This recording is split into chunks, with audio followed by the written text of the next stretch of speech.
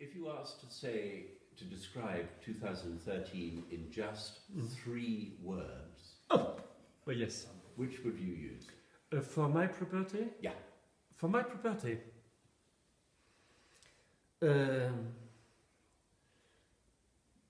Ripe,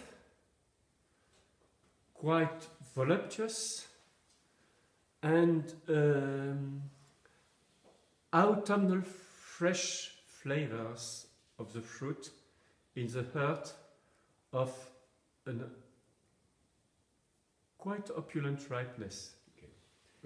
And would you, which is a more difficult question, that was difficult enough, be able at this early stage to say what other vintage or vintages spring to mind when you taste 2013? When could we have something somewhat voluptuous and with a graceful of late fresh autumnal fruits?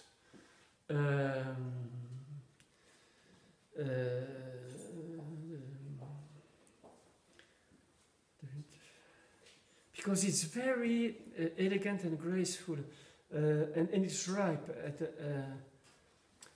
I don't see, I'm sorry, I would say might be the refinement that appears a little bit near the bottling time of a vintage which is quite marvelous, that we tasted a few minutes ago, not yet bottled, which is 2012, which is ripe, elegant, light harvest and things like that.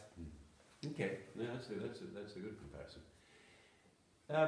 We know that there were big difficulties throughout the growing season of 2013. It was chaotic, it was challenging, it was terrifying in some instances. You seem to have produced a beautiful wine, or a beautiful set of wines. What would you remember as being most difficult about 2013? As a vintage or in 2013? Yeah, in 2013. In 2013, the most difficult, the question was to harvest ripe, and the ripeness came very late. We harvest on the 15th of October. It was humid and warm, which explains this comfy autumnal freshness, So the danger, very simple. The main danger was botrytis. Yeah.